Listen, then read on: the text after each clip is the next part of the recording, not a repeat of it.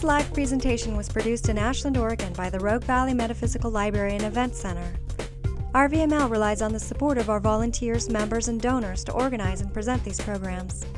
For more information about this presentation, or to borrow, download, or purchase other recordings from our catalog, please visit our website at rvml.org.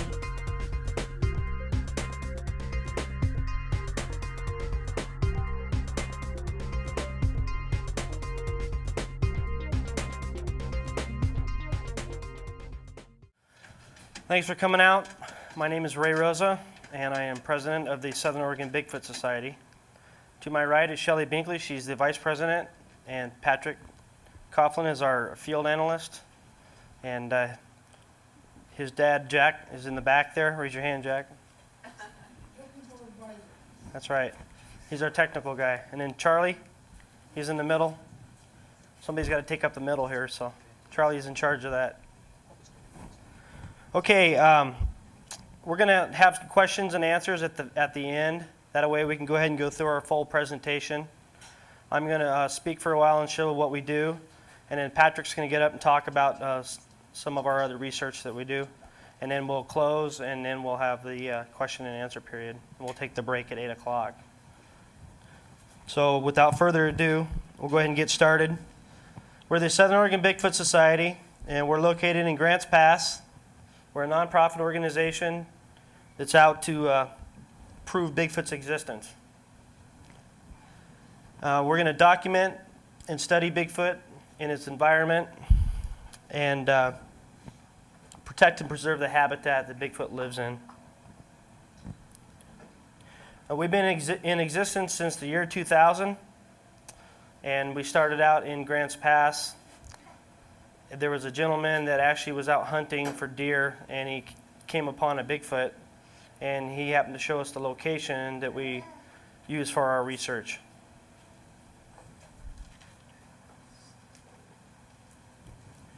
Now, back in 2000, I had been in contact with Ray Crow. Does anybody know who Ray Crow is from the Western Bigfoot Society? He puts out this newsletter that's called The Track Record. And I have a copy up here that I just got today, as a matter of fact. So if anybody would like to look at it, they can look at it while it's here. I was in touch with Ray Crow, and what I would do is follow up and give him reports on Bigfoot activity in Southern Oregon and report back to him. At the time, Matt Johnson happened to be moving into Grants Pass. Dr. Matthew Johnson was a clinical psychologist that lives in Grants Pass that saw Bigfoot at the Oregon Caves. And that was in 2000. And after he saw Bigfoot and all the media stuff calmed down, I contacted him, told him that I had had a Bigfoot sighting previously in Washington State, and that I'd be interested in starting a Bigfoot group. And Matt had told me that he was interested in doing the same thing, and we got together on that. Now, my incident first started in 1988. It was up in Yelm, Washington, in an area called the Bald Hills. And I was hunting with a friend of mine. We were deer hunting. And I was in the morning doing my morning thing, getting ready to have some coffee and that. And he was on a ridge on the other side, and I was on another ridge over here. And he could see me. And the wind shifted, and this large creature ran down the hill beside me to my back, and I turned around and caught it heading down the hill. And it was whooping and hollering, and it was pushing the trees out of the way. Didn't take him long to get back over to where I was, to say the least, because we both didn't know what it was at first. So we got in his truck and drove out of there, blew a tire, put another tire on, blew that tire, and just drove it on the rim all the way out. So that's how my Bigfoot adventure got started. And 14 years later, we started the Southern Oregon Bigfoot Society, and I had another sighting. That was in 2001, in August. Another fellow that we had that helped found our organization, his name is Dr. Bill York. He was a wildlife biologist in Africa for 30 years. He had hunted big game in Africa, and he located a species of animal that did not exist, supposedly. Well, he found it. He proved its existence. He was skeptical when he went out with us. It only took him one time. And Bill says, I don't even need to see Bigfoot. He says by the habitat that's all the stuff that's left there, bedding areas, water sources, food sources. He said without a shadow of a doubt, he knows there's a mountain gorilla that lives in North America. So that's how this Southern Oregon Bigfoot Society got started. We, like I said, we're a nonprofit, and we've been in existence for 4 years.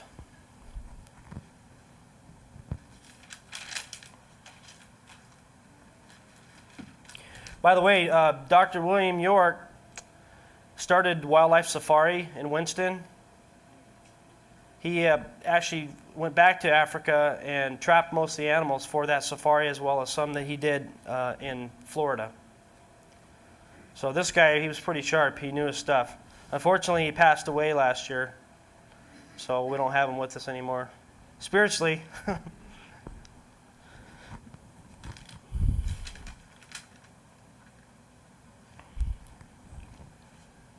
Okay, I'm going to talk about our research area that we do our studies in. This here is located up by the Oregon Caves within a 10-mile radius. This just shows what the sunsets are like. It's pretty nice up there. And we're actually up above a lot of the cloud cover. So a lot of time when the weather's bad down below, it'll actually be warmer up there. So, thanks. The elevation that we do our research at is between 3,000 and 5,000 feet. This here gives you a better perspective of what it's like. We have some old growth timber and some old clear cuts, and a lot of the jack fir is growing back up, and there's a lot of foliage in there. But there's a lot of BLM roads that go in and out of there, so it's really easy to get access in. And once you enter that terrain, it opens up underneath. There's like a canopy in there. So.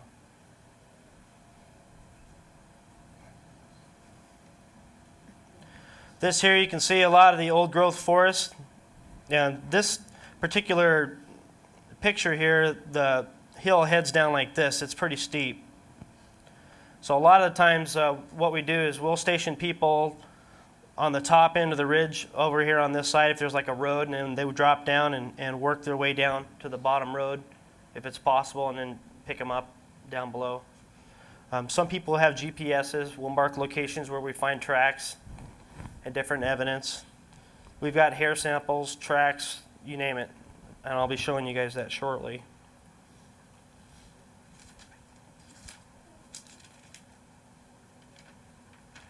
One thing that we're concerned about is Bigfoot's habitat. We're encroaching further and further into the woods, pushing those guys back. And it's shortening their food supply. And we have noticed that there's been a lot more sightings down in areas where there's homes. So if we can get concrete evidence, like videotape 10, 20 minutes of this Bigfoot in its natural habitat, then hopefully that will help protect some of its area. You know, we're not out to stop the timber industry like the spotted owl was or anything, but it's give and take on both ends. There's still plenty of places where we can put houses and still protect some of the habitat, because I know a lot of the problem is with a lot of the woods now, people are dumping stuff, so they're starting to close down the woods and that, and it's getting pretty sad. This is our research base camp area. It's basically like a cul-de-sac, and there's roads that spur off about 4 or 5 different ways.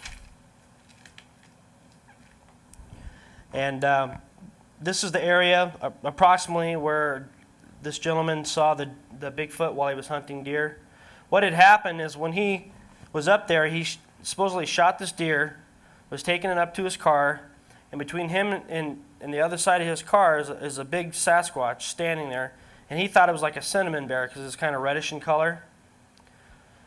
He took a step towards it, and it got up higher like this, and it grabbed a stump and it started beating it on the ground in front of him. Now, this guy's a Vietnam vet. He was in the Marines, and nothing bothers this guy until he saw this creature. It starts beating the stick on the ground. He's trying to get to his car to get a camera to take a picture of it and try to drag his deer and everything all at the same time, and keep his composure. Well, he looks up on the hill, and there's another one heading up the hill and possibly a third one. And as soon as the male turned around and headed up the hill, he decided, okay, I'm going to get out of here. Throws his stuff in the car and he gets out of there.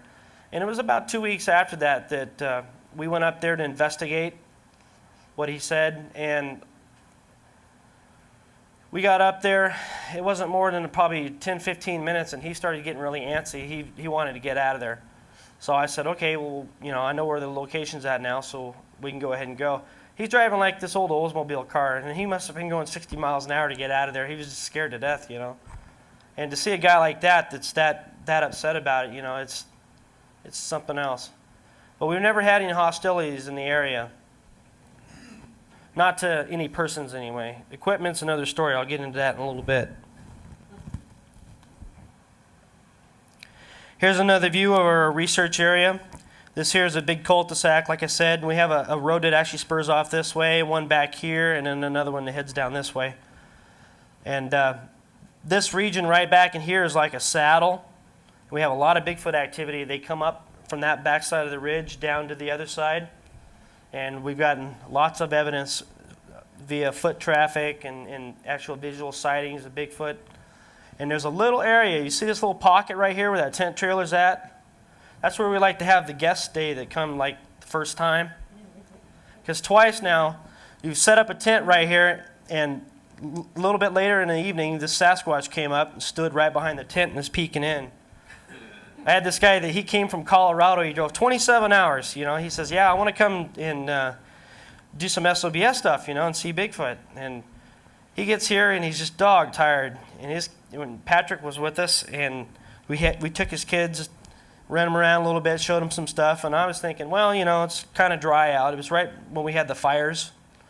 And the guy says, I'm going to lay down for a few minutes, So we decided, it was probably like 2:30 in the morning by the time we got to sleep. And he lays down, he's got his video camera right here, and he puts his head down, and it's just like that. He's out.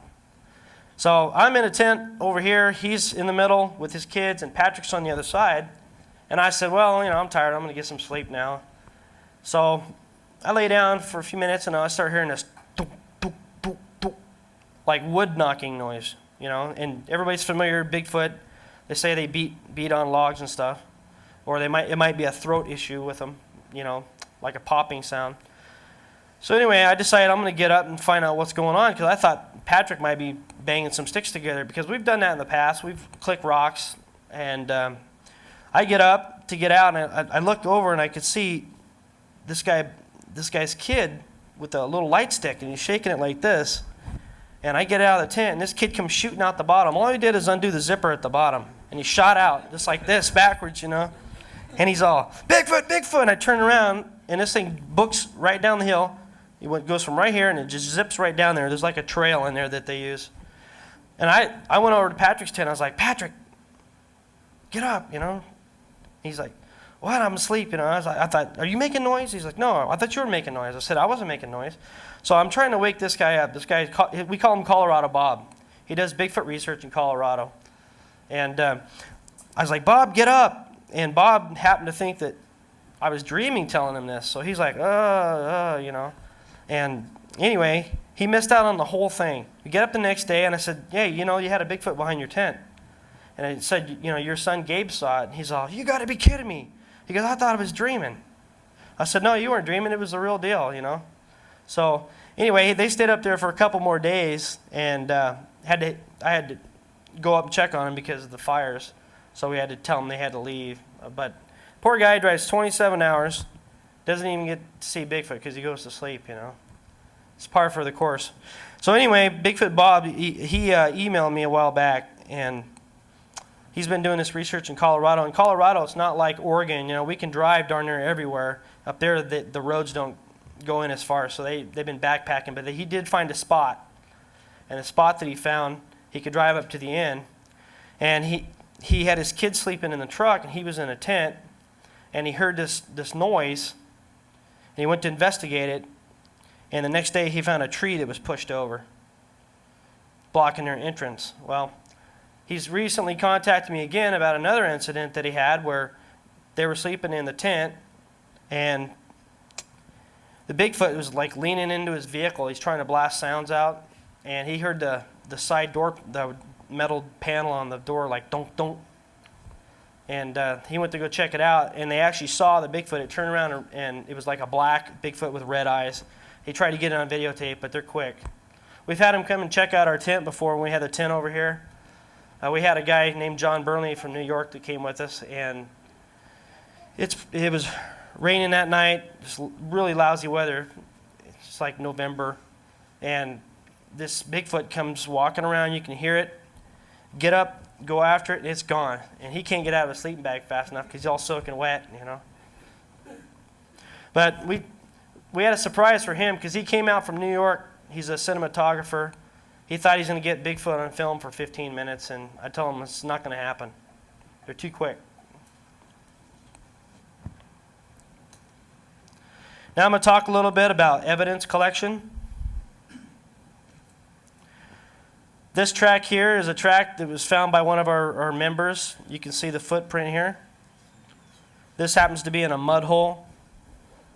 And this was taken here in Southern Oregon. Shelley has a copy of the cast that was taken. This here shows my foot. I wear a 8.5 shoe, and here's the footprint. I think that footprint's like 16 or 17 inches. But this mud hole, there happened to be a bear and some elk and different things that came and visited this area. What they did is they drank water out of it until it got dry, and this Sasquatch went in to take a drink of water. And if you take a look here on the cast, you can really see the ball of the foot.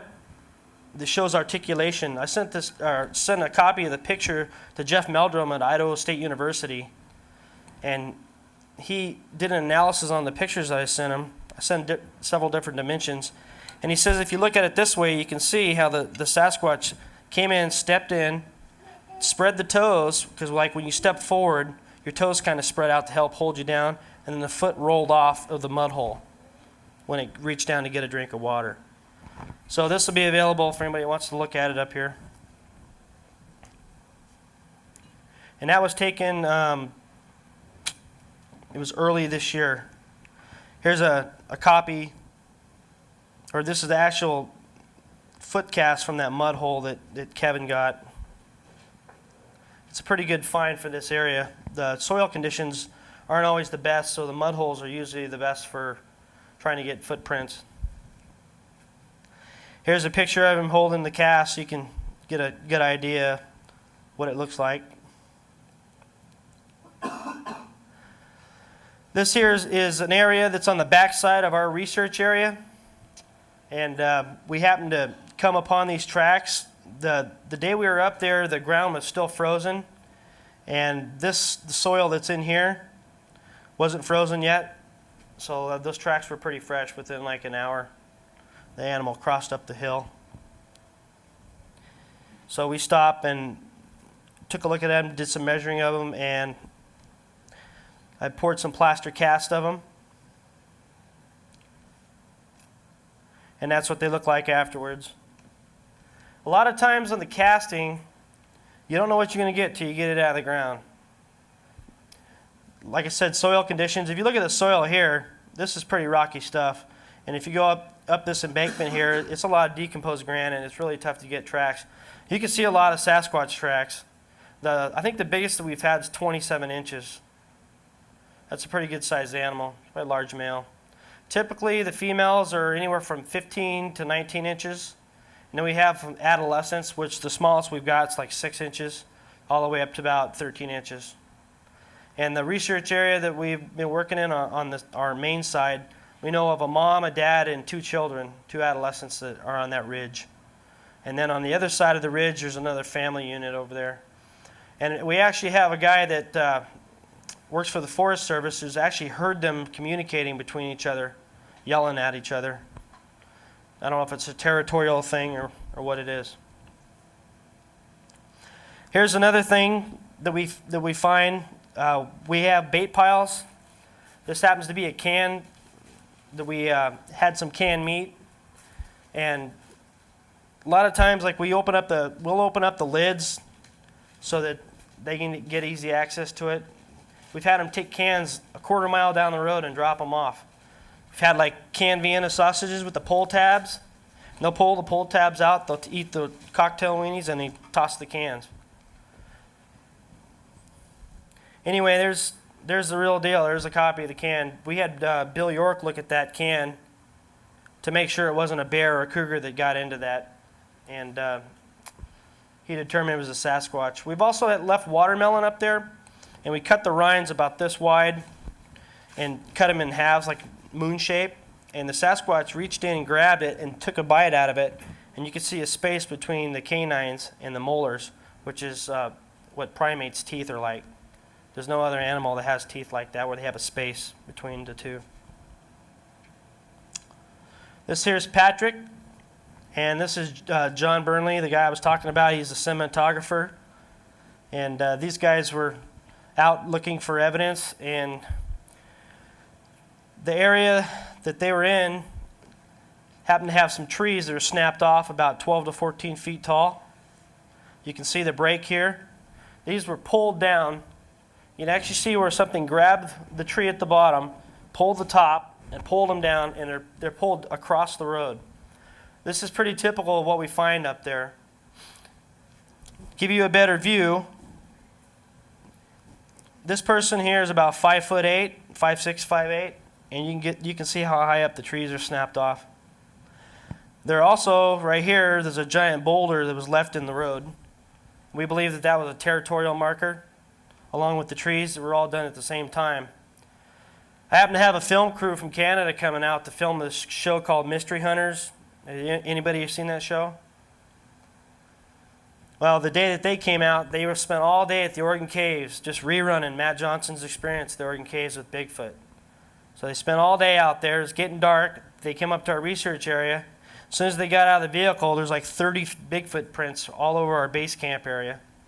These guys get out, and they can't figure out what they want to do. They just spent all this day filming, so the guy takes a script and literally tosses it in the van, and they're starting over. And it's going to be dark in an hour. So these guys are from like Toronto, so they're not used to the woods. And this guy actually lays down in the dirt next to the Bigfoot print and is like, take my picture, take my picture. So it was pretty interesting. But I took him down and showed him this here with the trees and the boulder. And then we showed him what we do for some of our bait pile stuff. And I'll tell you what, as soon as it got dark, those guys are like this, getting closer. He goes, I want to stand next to you, because we had some activity up on the hillside behind us. You hear something moving around. And you ever have that feeling where somebody's watching you and the hair stands up on the back of your neck? Get used to it. It happens all the time up here. I had that happen. Me and Dr. York were actually sitting in the vehicle waiting for these guys to change batteries or something. And one of their film crew members came over to me and said, hey, I feel like there's something up on that ridge back there. And I just got done telling that to Dr. York like 10 minutes ago. So there's some correlation there. Try it next time. Go to a restaurant and just stare at somebody that's not looking at you for a couple minutes intensely and see if they turn around. 85% of the time they will. There's some connection there. This print is taken at our research site. This happens to be right up near our base camp.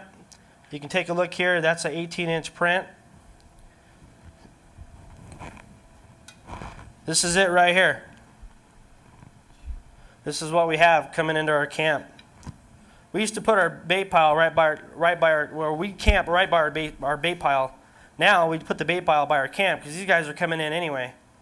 We've had our vehicles messed with. We had a guy with a Jeep, and this guy's like really careful. He wants his mirrors and everything just perfect. Well, when he got up the next day and the mirrors are twisted and the headlights are twisted on his daylighter headlights and stuff. I've had him go through the back of my truck. We've had him grab tin cans and stuff and cups and go through the kitchen in the middle of the night. But by the time you go, they're gone. They're very quick. We put a bait pile out. We had a seismic sensor. We have a guy that comes down from Eugene. He's done work for the CIA. He does like pot crop busts and stuff. He's got all this high-tech equipment, and we had this seismic sensor out there so that when something hits the ground that's very heavy, it sends this thing and it goes beep, beep, Well, this thing came down, grabbed this pile of food that would have took us a minute. 3 or 4 seconds, he's gone and up the other side. And by the time we get ready to get a picture of him, he's gone. So it's really tough. This here shows a casting process. What we use is Bondex. It comes in like a blue can. You can get it at Walmart. What I like to use is it's a fast set. It's called like a dental cement. You can get it at like Pacific Supply. It actually hardens a lot quicker. And then I reinforce it with like sticks and stuff, like rebar and concrete, similar to that. And we also use hairspray. Believe it or not, hairspray sets the ground really good. So you don't pull up half the dirt when you take your cast out of the ground. That stuff sets up in about an hour. I think I pulled that one out in an hour. But this ground here, this happens to be, you can see here like a mud hole. You can see some tire tracks right here.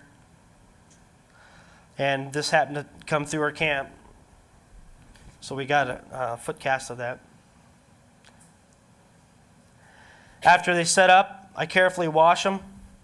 Wash this first layer of dirt off, and then I start looking for hair, in case any hair happen to fall and get lodged in, because you can pull the hair off, and we'll send those up to Hinter Fehrenbach in Portland to have it. We have some right here. I haven't sent it up yet. You can come up and take a look at that. We've had a couple other strange things with hair and possible dung piles, you know. Can they do DNA runs on those things? Yeah. Yeah, he happens to have 26 different hair follicles of unknown primates. That's all they say, it's an unknown primate. So that's what he has for North America. It's a possibility. It's hard to tell. I know of a story where a guy and his kids saw a Sasquatch body, went to go get something to carry it in, came back, and it was gone. So anyway, here's the cast after I pulled it out. You can see it's still got some stuff hanging on it. And after I get done, I check for dermal ridges. You know, dermal ridges are the little ridges that you have in your hand here. And what I have here is I actually made a plaster cast of my hand. I made an impression, and you can see the dermal ridges on my fingers. That's what we look for in these foot casts.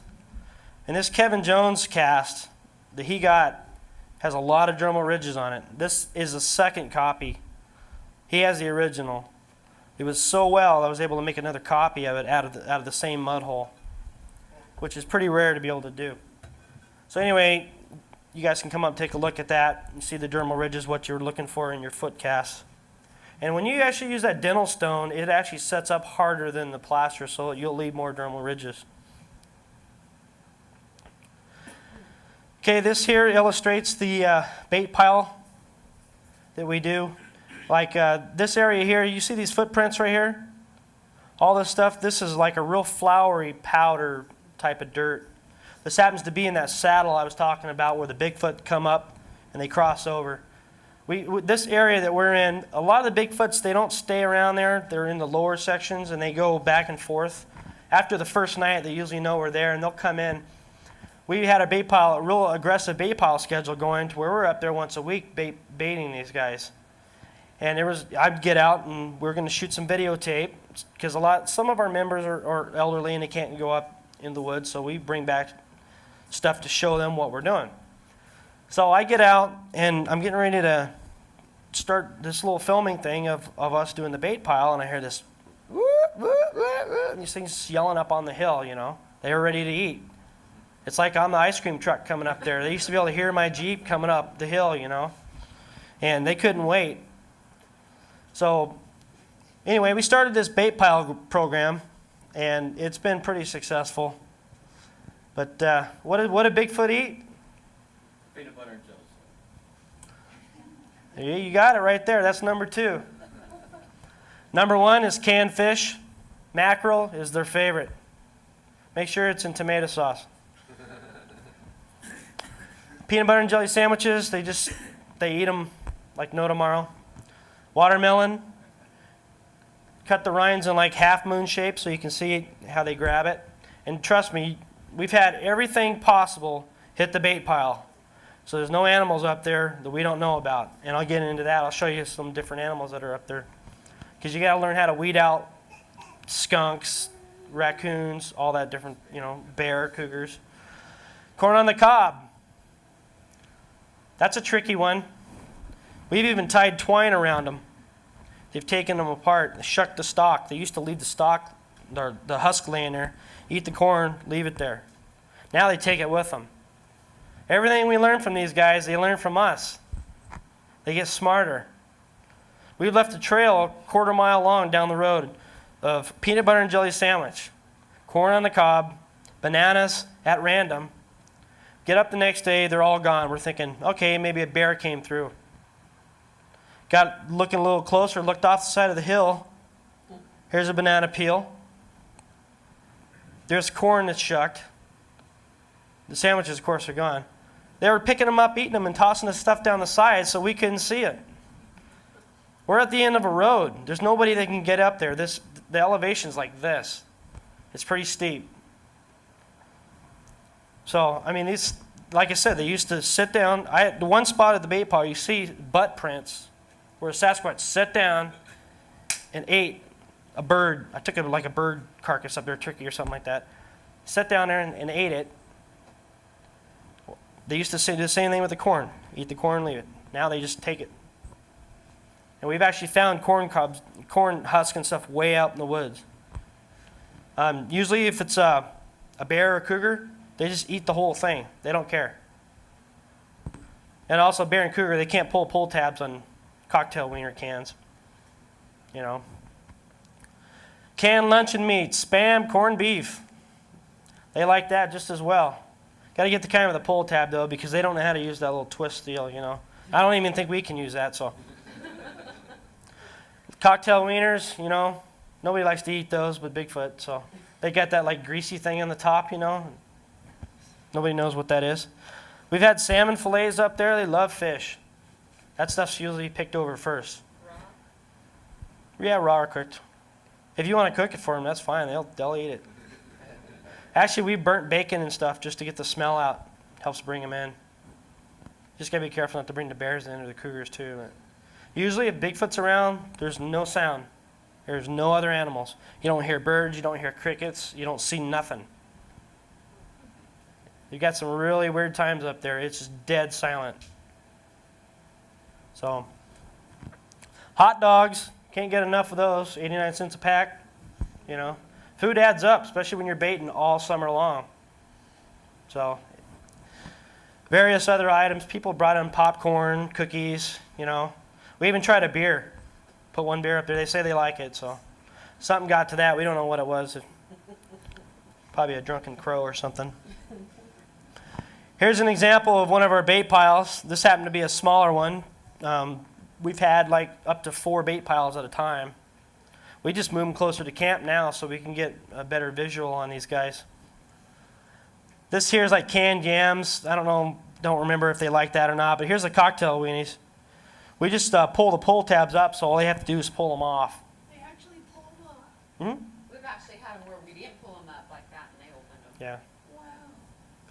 Yeah, and if you don't open a can, that's usually what happens right there. You end up get something like that.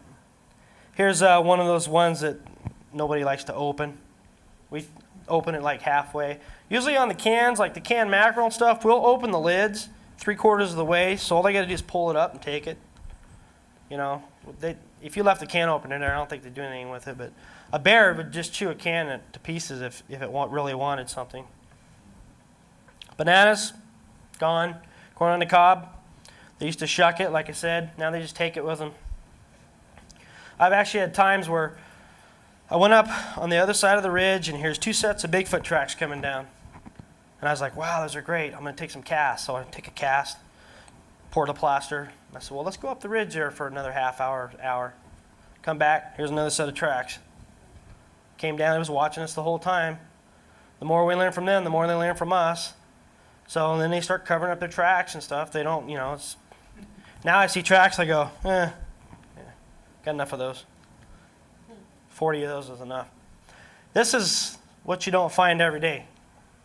This is a result of doing the bait pile. This is a Bigfoot handprint where it reached in and tried to grab the food and try to stay out of the area. I made a copy of my hand. It's comparison with the Bigfoot hand. You can see the difference in the size. You don't want to Indian thumb wrestle that guy. Anyway, this is really interesting because our bait pile program, we got so proficient with these guys that the next morning, which is like I said, we go up on Friday and we come back on Sunday. So you're there for 2 nights. Saturday morning, we go up to redo the bait pile because some stuff was taken. Go back to the base camp, and our electronics guy goes, "Oh, I forgot to turn something on." I said, "Well, let's go back." We go back, and the bait pile had been hit that morning during the daylight, and they don't hardly ever come out during the day. And this was like 9:30 in the morning. And here's this hand print that I took right at the edge of the bait pile. We found sticks, long sticks. We found those in the past. Flicked the food out. Anything to get out of that nice, neat, raked area that we put down there. So, continue here with electronic detection. That means camera placement. This happens to be a tree that base about that big around. We have these cameras that we put up there, and what we try to do is like a trajectory thing. We like to do like a triangle. We have 3 cameras, and each camera is pointing in a different direction, so you can get different views of the animal. This happens to be that flowery area that I showed you earlier. We set up this stump and put one of the cameras up on it, about waist high. High enough to where if you get a little rodent in there, you're not setting off 9 pictures. You know, 400 speed film's not cheap, neither are AA batteries. But anyway, these are the cameras that we use, and this here happens to show this is a typical setup that we put it on the small trees. And we actually had some problems with the cameras before. This is the unit. It's made by Stealth Cams. We have 3 of these guys. You have to push down on these with your fingers, and pull back with your thumbs. You open it up, and this is what it looks like inside.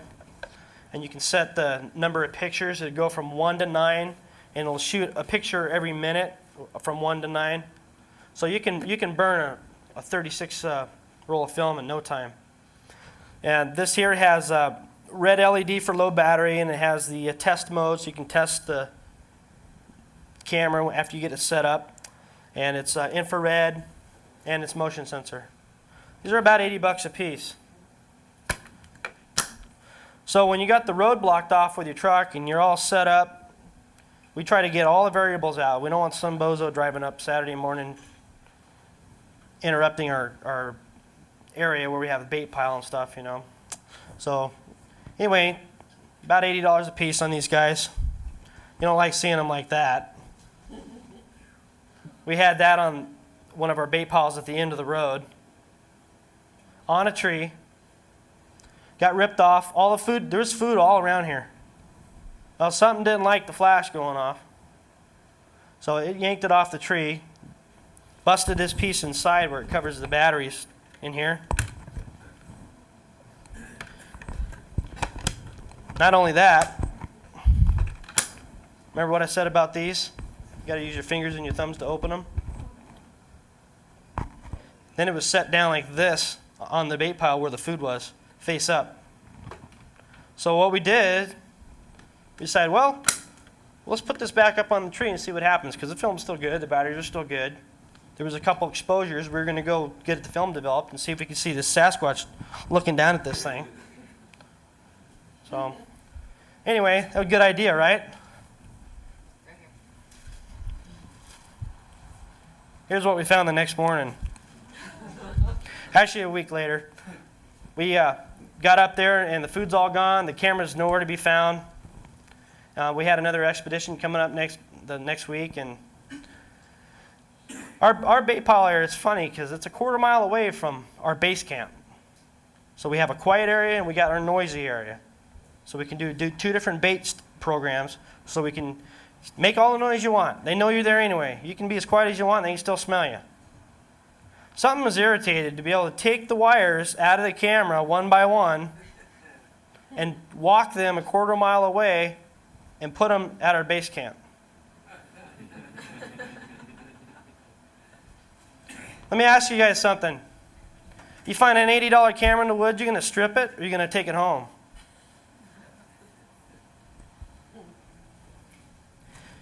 I took one of these cameras apart just to check the wiring. This little piece of silicone chip here has the green LED, which is the test one, just like this camera. So they started getting hostile with our equipment. You guys can take a look at this if you want. There's not much left of it. Yeah, maybe one day we'll find the film up there and the rest of the camera. I don't know what happened to it, but Patrick actually had found the wires up on the hill. It's like they were to play a joke on us or something, you know. That Bigfoot does have a sense of humor, I guess. So you spend all this time doing this bait pile. You get everything together. This happens to be, let me see what date that was.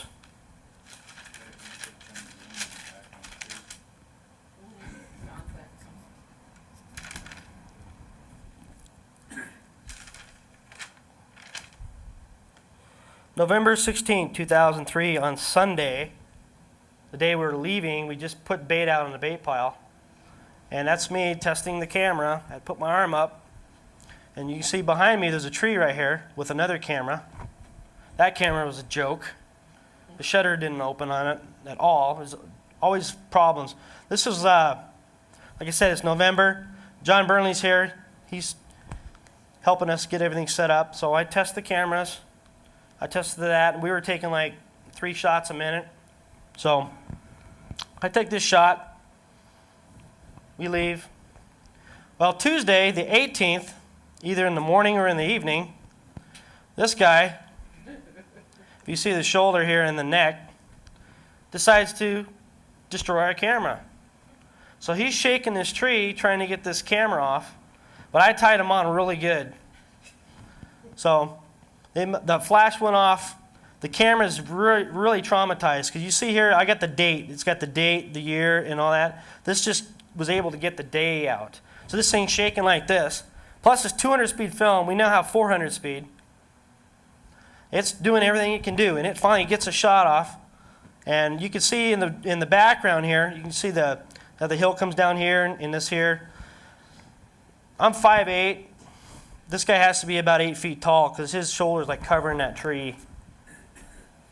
Anyway, you can see it's kind of a reddish in color. And you can see down here there's a light there's a house way down below. So it's either early morning or right at dusk. So that's what $80 gets you.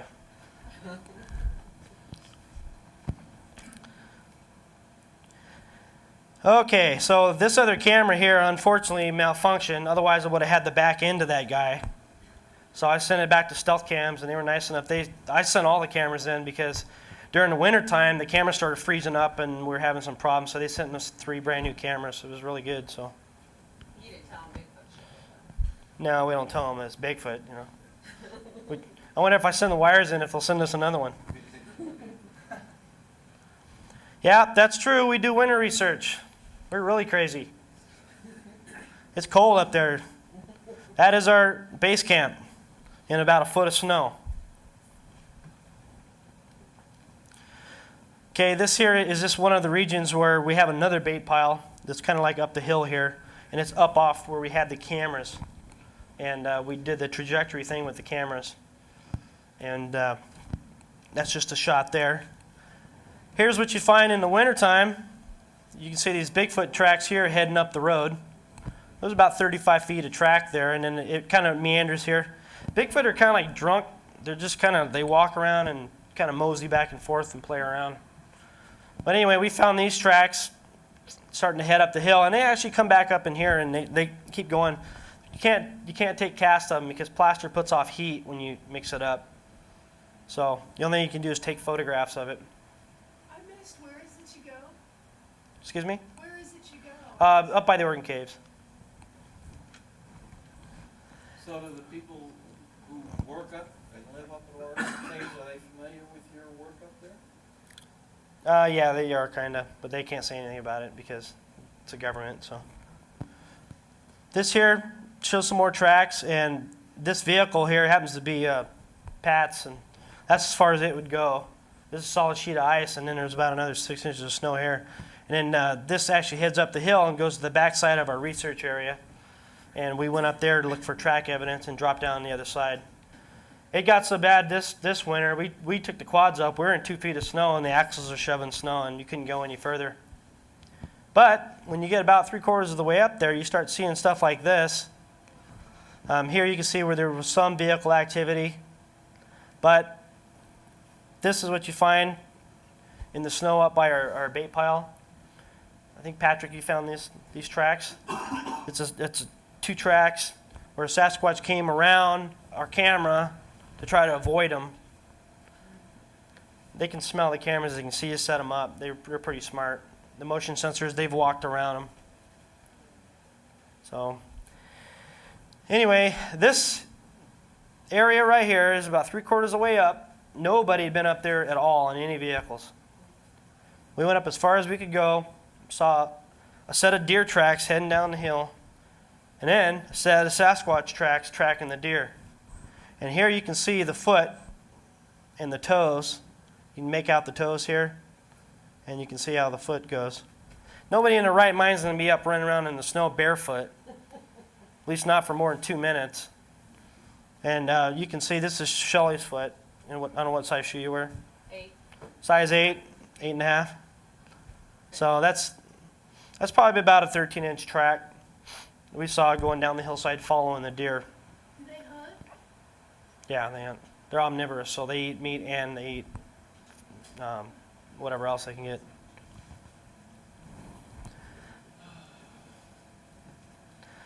Here's a close-up of one of the tracks that was at our bait pile area.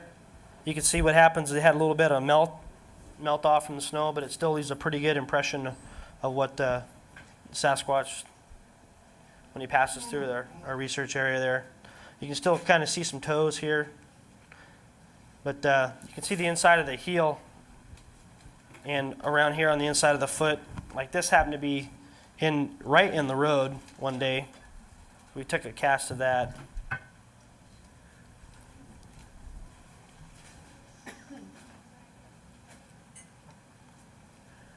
We got some unusual finds up there too.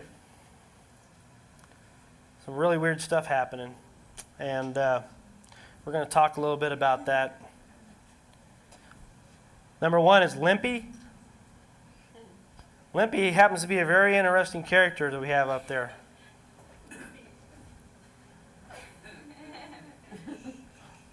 No pun intended. This happens to be a footprint from Limpy. And we happen to have, I think we have 4 of those. Here's one right here. Limpy happens to have a disability. I took these casts to a veterinarian, and I said, "Hey, what do you make of this?" And the veterinarian says, "Did you get those from the zoo?" I said, "No." And they said, "Well, looks like a gorilla foot." I said, "No, I got these in the woods up here." And next thing you know, all the other veterinarians that work in that office are coming over checking them out. I said, "Well, what do you make of this thing?" And they said, "Well, the foot here is twisted. The foot's been broken, as you can see right here. See that big band right there? That band happens to be a break in the foot. The foot twisted, was deformed, and it was damaged, so this big ridge of skin is covering this right here. It made itself like another pad. And so the foot ended up being a little lower, and this thing limped. This happens to be in that saddle area that I talked about with the real floury powder. That's why those are kind of dusty. But anyway, Shelly last summer saw Limpy heading up the hill towards our camp, and he had a pretty good limp to the right side. Yeah, he was coming up our road straight. He came down, looking at me, coming straight up towards me. When I was like waiting for him to get to the top because I could tell he was seeing me, but I was with another member, and she got frightened and screamed, and Lippy darted off to the side. But he was limping, and when he limped, he walked upright and then to the right as he took his steps. So he had a tilt to the right. And he was reddish brown. And got her in need of a bath. Okay, here's another limpy print. It's not as good a quality picture as the other one, but you can still see the band where the foot was broken. Of course, the veterinarians are like, hey, we want to go with you, you know. Their schedules never work because they're always fixing other animals. But anyway, nevertheless, if we actually get a body or something, you know, we don't want to kill one intentionally, but if we find one, then the veterinarians, they definitely want to check it out. So, and it would be something that would be spread around to different agencies so that it's protected, you know. We don't want any government cover-ups or anything. Anyway, we're going to talk about other animal observations. This happens to be a cougar print that we found up in the woods there.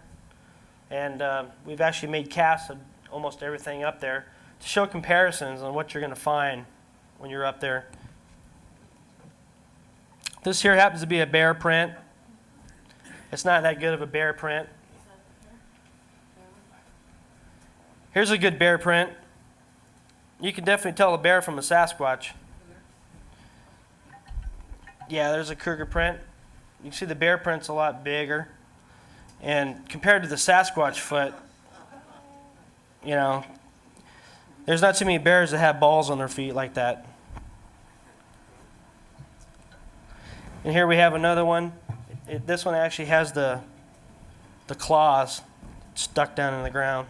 The bear was eating. I happen to get another hand cast here of the fingers of the Sasquatch that reached down and was grabbing the bait pile. You can see the fingers right here. It's kind of hard to see, but if you look right here, you see the different fingers in this cast.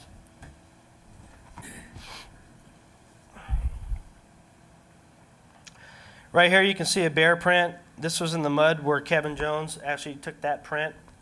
So we had a good comparison of a bear print versus a Sasquatch print, which is really good for documentation. A lot of times if some of the agencies, they say, hey, we want to see what else was in the same area. So you can relate the bear print with them and it helps them. This here is the late Bill York. He's the wildlife biologist I told you about that spent 30 years in Africa. And we had a bait pile up by right by our tents. And that night a cougar came in, grabbed some bait, and Bill took a cast of it. And I took a picture of him holding it up. And it turned out really good. Unfortunately, he's not with us anymore, so I'm glad I got the picture anyway. But that shows good comparison of some of the other animals that are up in that region. Like we have a lot of jailbird squirrels up there. They're bad. This squirrel ended up being like 300 pounds. He decided to attack some of our bait, and he'd get bigger every time we'd see him up there. So what we were doing is, this little guy, he lives up there, and he kept coming in and grabbing food and heading out, and every time he'd get a little slower. So I decided, it's really funny because what we did is we had an assignment to where we told members, go out and capture a wild animal at a bait pile, take a picture of it, or do anything you can, see if you can capture it on film. So I brought this cage up, one of those cages for like guinea pigs or something, and I just used the cage part and set it on top of the bait pile and put some big rocks on it. Well, just squirrels have good claws, so this guy dug a little hole, got in underneath there, and just smorgasborded the heck out of the bait pile. Unfortunately, he was about that wide from eating everything, and he couldn't get back out. So I went up there, and boy, my project was done. I already had my live animal at the bait pile. So I snapped a picture of him. Then I had to take the rocks off and let him go. But we wouldn't want to use him for bait, it'd be kind of cruel. But he was sucking down watermelon and corn on the cob and anything he could get. And even when I lifted the cage off, he just kind of waddled off. He didn't even really run. So anyway, we're working on devising some different contraptions to be able to get bait and keep other animals out of it. It's not as easy as you would think. We have a lot of birds, crows. So what we do is we bait right before dark when the birds are nesting. Otherwise, they'll come in there and they'll take everything. You can tell when a bird's picking at watermelon and corn and stuff. They just tear it all to pieces. But I ask you, it's 8 o'clock, would you like to take a 10-minute break? yeah, that's fine. Okay. All right, thanks for joining us again. We were talking about big squirrel, 300-pound squirrel. We're going to go ahead and carry on here so we can fill you guys in on the rest of what we've been doing. We're going to continue on here with night observations. That actually is one of our campfires. We do like to stay warm up there when it's 25 degrees. We've actually camped up there when it's 6 inches of snow on the ground. Makes it tough to put your tent stakes in. Here's some of the pictures of other animals that we've gotten at our bait pile. This is at the end of the road that I was discussing earlier. Here's a little deer that happened to look up, and the camera went off, and you could see it was kind of surprised. Then over here we have a black bear, which we later found out was a mama bear because of the little baby here, the little piglet. He was coming down the hill.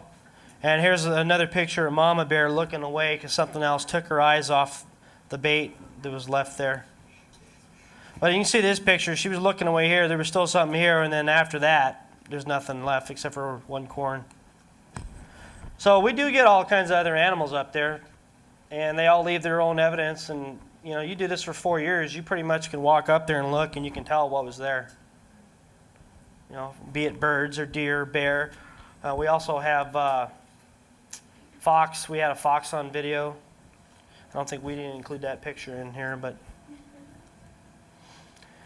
this happens to be in November or December. Raining pretty bad, so that picture, that fire you saw, is about right here. And we're all leaning over trying to stay dry because it's just getting wet as all get out. Everybody's soaking wet, but we have fun doing it, and had some really weird stuff happen in the wintertime, which we didn't know about. We wanted to pursue the winter expeditions, but we didn't do it for the first few years. We did it last year, and it was pretty productive. So I'm going to turn the time over to Patrick Coughlin. He's our S.O.B.S. field analyst, and we're going to talk about sounds that we've had up there at our research area. So Patrick, I'm going to pass on to you.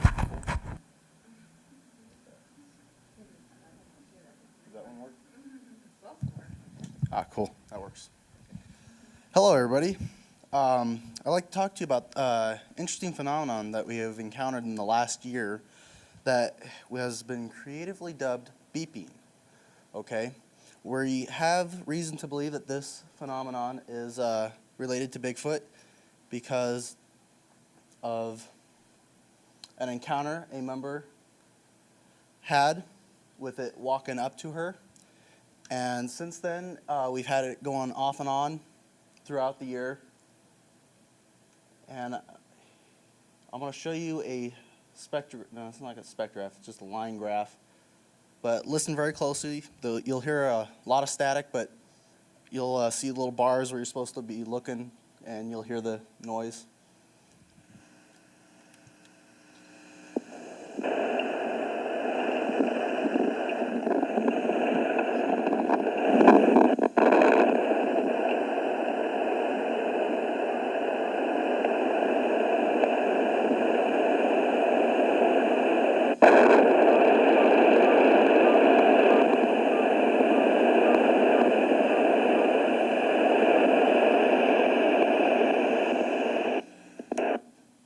Very, very, very, very interesting.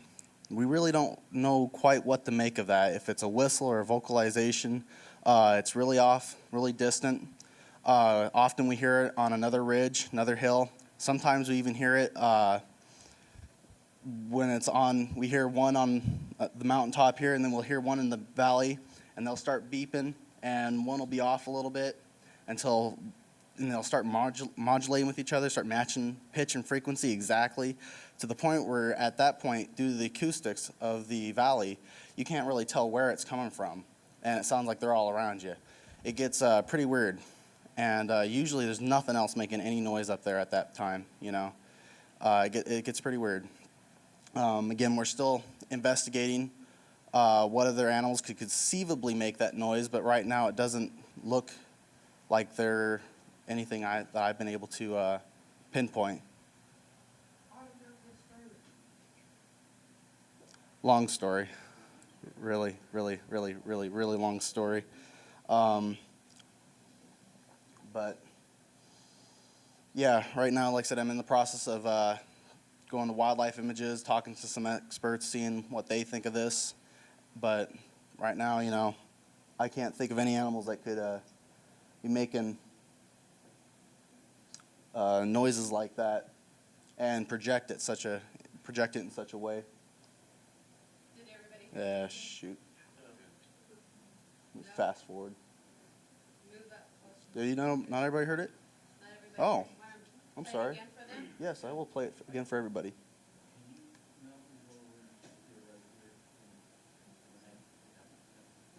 This is. If you want, let's use this mic. Yeah, use that mic. That mic. Where's your microphone? Okay. Where's your output? We've improved our recording of this Yeah. sound now, so.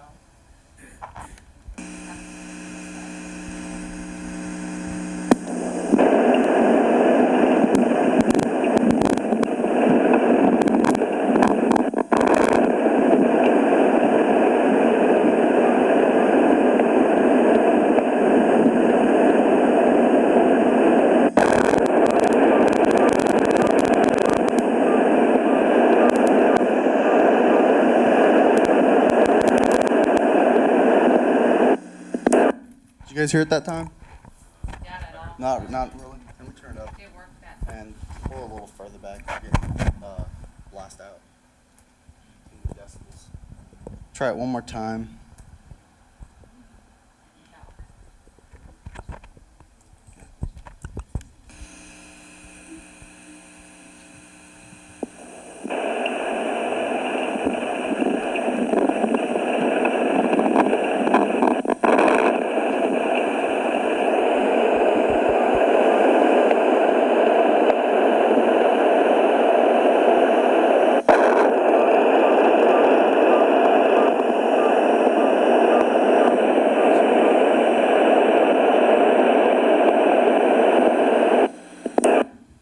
Is that better? A little bit? Yeah.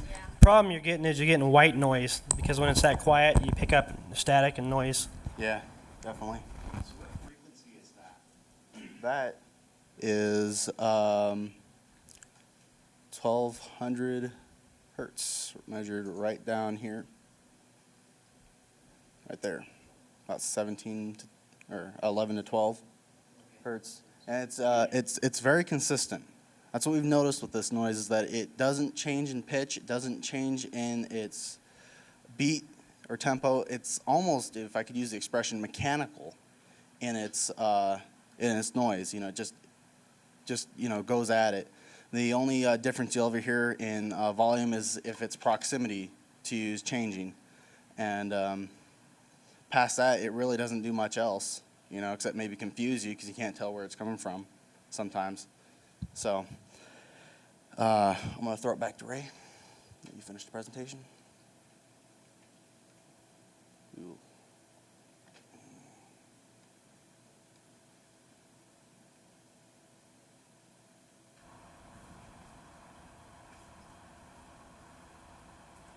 Bam.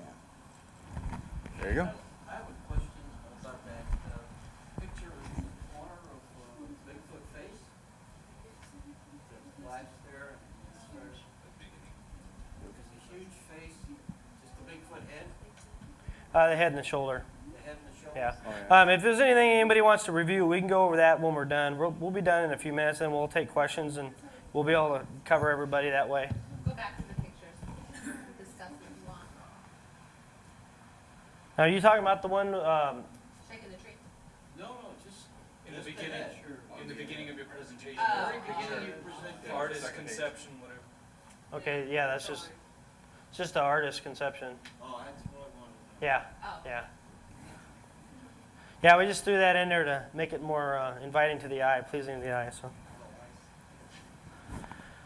okay, we're going to talk about phenomenon that happens with film that we've had happen up there. It's called orbs. Is everybody familiar with orbs?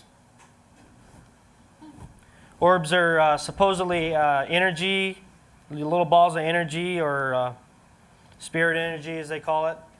And we have a lot of times our pictures up there, especially when there's a lot of Bigfoot activity. For some reason, these guys show up. And here's some of the pictures. Like, here's our bait pile.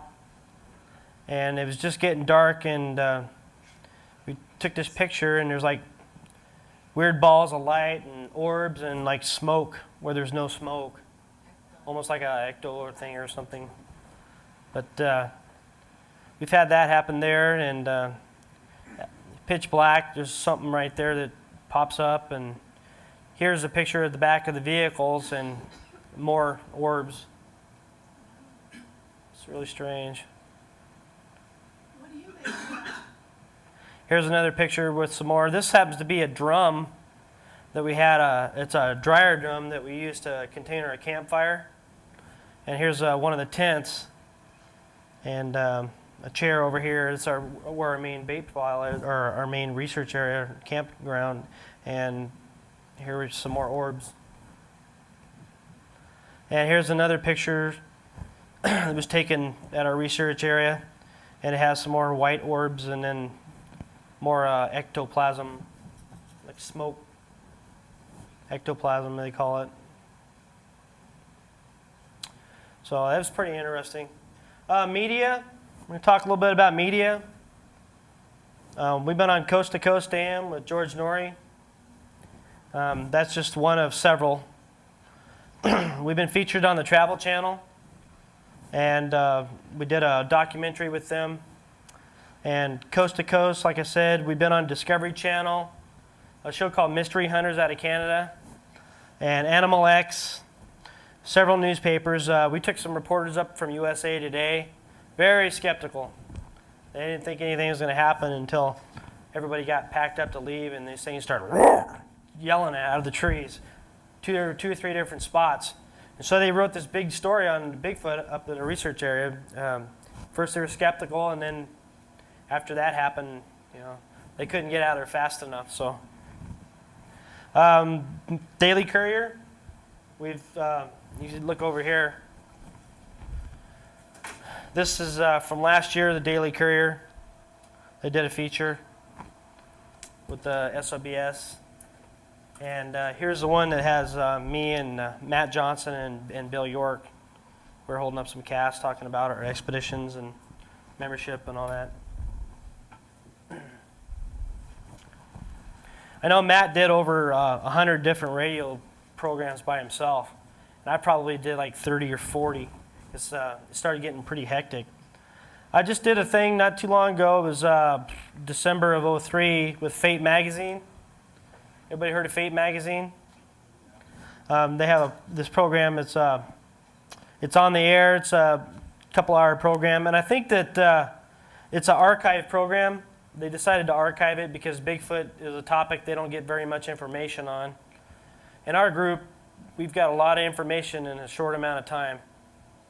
I've had a lot of guys like BFRO. You heard of the BFRO, Bigfoot Field Researchers Organization. We've done in 4 years what they haven't done in 20 with evidence. So it's pretty interesting. You get compliments like that from other groups. Most of the time, groups kind of stay within themselves, but we're not like that. And our evidence that we've collected, we've been working the same spot where a lot of groups, they hear of a sighting, they go and they chase that sighting. Well, that animal's long gone.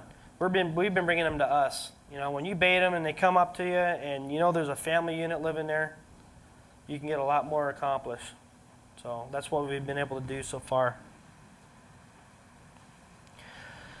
This lady, her name's Arlene Jenkins, and she's got a couple books out, Oregon Hauntings and Unexplained, and Hauntings and Encounters of Different Kind. This book here actually has some Bigfoot stories in it, and we're going to be interviewed by her, and she's writing a third book currently, and the S.O.B.S is going to be featured in that with some of our Bigfoot activities that we've had. So it's pretty interesting stuff. As a matter of fact, currently I'm working on writing a book on my Bigfoot experiences over the last 14 years. And hopefully that'll get done next year sometime, so we'll see.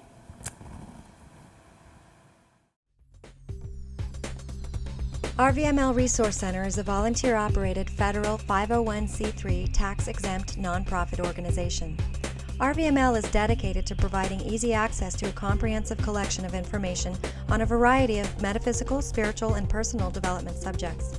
RVML accepts and appreciates all donations. Material and monetary contributions are fully tax-deductible. This recording is not copyrighted, and permission is granted to broadcast, exhibit, or duplicate all or part of this program for non-commercial educational purposes. This live presentation was organized and presented by the Rogue Valley Metaphysical Library and Event Center. For more information, please visit rvml.org.